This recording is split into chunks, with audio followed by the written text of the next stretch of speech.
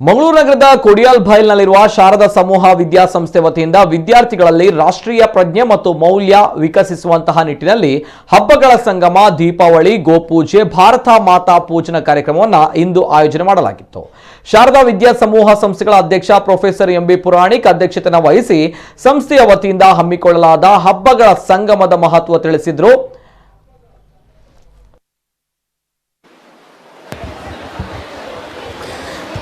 ನಾವು ತಿಳಿಸಿದ ಎಲ್ಲರಿಗೂ ಧನ್ಯವಾದಗಳನ್ನು ಅರ್ಪಿಸಲಿದ್ದಾರೆ ನಮ್ಮ ಶಾರದಾ ವಿದ್ಯಾಲಯದ ಶಿಕ್ಷಕಿ ಶ್ರೀಮತಿ ಅಮಿತಾ ಪದ್ಮನಾಭಿವರು. ಓಂ ಶ್ರೀ ಗುರುಭ್ಯೋ ನಮಃ. ಗಣಾಧಿಪತಯೇ ನಮಃ. ಜ್ಞಾನದೇವತೆ ತಾಯಿ ಶಾರದೆಗೆ ಭಕ್ತಿ ಶ್ರದ್ಧೆಯ ನಮನಗಳು. ಶ್ರೀ ಶಾರದಾ ಮಾತೆಯ ಅನುಗ್ರಹದಿ ಪ್ರೊಫೆಸರ್ ಎಂಬಿ ಪುರಾಣಿಕ್ ಅವರು ವಹಿಸಲಿದ್ದಾರೆ.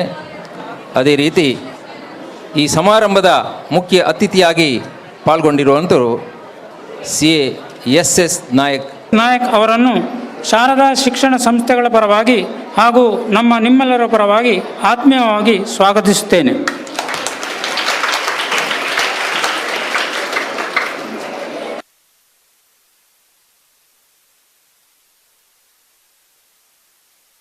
ನಿಮಗೆ ದೀಪಾವಳಿಯಿಂದ ಏನು ಅಂತ ಗೊತ್ತು, ಹೊತ್ತು ಮೀರಿದೆ. ನಾನು ಹೆಚ್ಚು ಏನು ಹೇಳುವುದಿಲ್ಲ. ವಿದ್ಯೆಯ ಬಗ್ಗೆ ನಾಯಕರು ಹೇಳಿದರು. ಯಾವುದನ್ನು ಇನ್ನೊಬ್ಬರು ಕದಿಯಲಿಕ್ಕೆ ಸಾಧ್ಯ ಇಲ್ಲ, ಅದು ವಿದ್ಯೆ.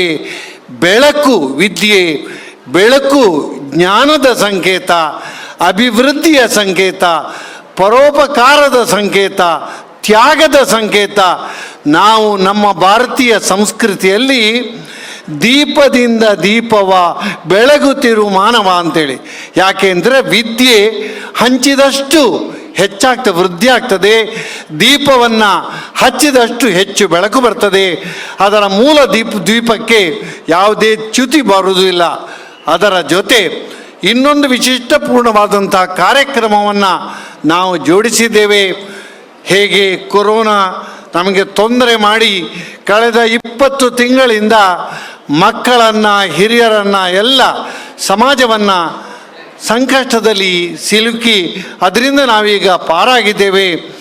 ಈ ದೀಪಾವಳಿಯ ಸಂಭ್ರಮಕ್ಕೆ ಪ್ರಕೃತಿಯ ಇನ್ನೊಂದು ಭಾಗವಾದಂಥ ಮಳೆ ಕೂಡ ಕೈ ಜೋಡಿಸ್ತಾ ಇದೆ.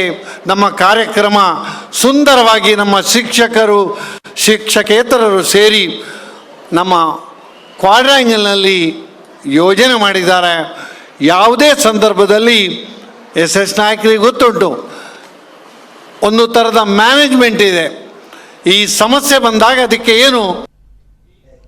ಇನ್ನು ಕಾರ್ಯಕ್ರಮದ ಅಧ್ಯಕ್ಷತೆ ವಹಿಸಿದ್ದ ಅಖಿಲ ಭಾರತ ಲೆಕ್ಕ ಪರಿಶೋಧಕರ ಸಂಸ್ಥೆ ಮಂಗಳೂರು ಶಾಖೆಯ ನಿಕಟಪೂರ್ವ ಅಧ್ಯಕ್ಷ CASS ನಾಯಕ್ ಅವರು ಮಾತನಾಡಿ, ಸಂಸ್ಥೆಯ ವತಿಯಿಂದ ಆಯೋಜನೆ ಮಾಡಲಾದ ದೀಪಾವಳಿ, ಗೋಪೂಜೆ, ಭಾರತ ಪೂಜನ ಕಾರ್ಯಕ್ರಮಕ್ಕೆ ಮೆಚ್ಚುಗೆ ವ್ಯಕ್ತಪಡಿಸಿದರು.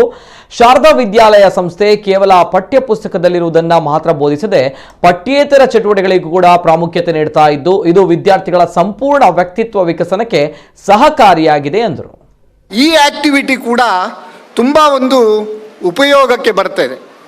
ಯಾಕಂದರೆ ಯಾವುದೇ ಒಂದು ಮನುಷ್ಯ ನಾಲೆಜ್ ಪಡ್ಕೊಂಡ್ರೆ ಆ application of knowledge is called wisdom. Unless you apply your knowledge it will not be converted into wisdom.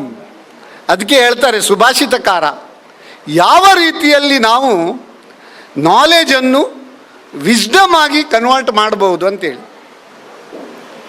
ಪುಷ್ಪೇ ಗಂಧಂ ತಿಲೇ ತೈಲಂ ಕಾಷ್ಟೇ ಅಗ್ನಿಂ ಪಯಸಿ ಘೃತಂ ಇಕ್ಷೌ ಗುಡಂ ತಥಾ ದೇಹೆ ಪಶ್ಯಾತ್ಮಾನಂ ವಿವೇಕತಃ ಅಂತೇಳಿ ಸುಭಾಷಿತಕಾರ ಹೇಳ್ತಾರೆ. ಇಲ್ಲಿ ತುಂಬ ಸಂಸ್ಕೃತ ಅಧ್ಯಾಪಕರು ಕೂಡ ಇದ್ದಾರೆ ಶಾರದಾ ವಿದ್ಯಾಲಯದಲ್ಲಿ. ಸಂಸ್ಕೃತ ಯಾಕಂದರೆ ವಿದ್ಯಾಸಂಸ್ಥೆಯೇ ಸುಸಂಸ್ಕೃತ, ತುಂಬ ಸಂಸ್ಕೃತ ಅಧ್ಯಾಪಕರಿದ್ದಾರೆ. ಏನಾದರೂ ಹೇಳುವುದರಲ್ಲಿ ತಪ್ಪಿದರೆ ಕ್ಷಮೆ ಇರಲಿ. ಯಾವ ರೀತಿ ನಾಲೆಜನ್ನು ವಿಸ್ಡಮ್ ಆಗಿ ನಾವು ಕನ್ವರ್ಟ್ ಮಾಡ್ಬೋದು. ಪುಷ್ಪೇ ಗಂಧಂ, ನಾವು ಹೂವಿನಲ್ಲಿರುವ ಆ ಸುವಾಸನೆಯನ್ನು, ಅಂದರೆ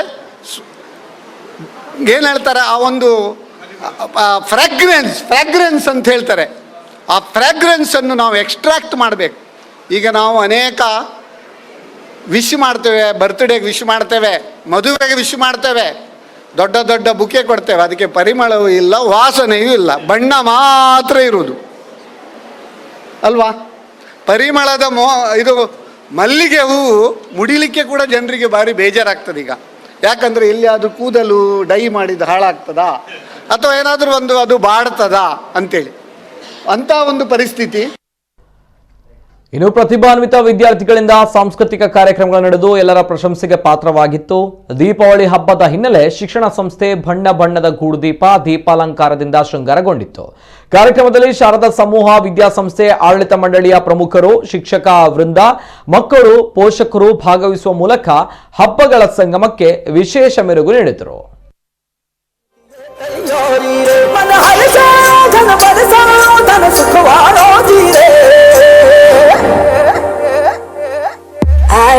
शुभ दिन आयो रे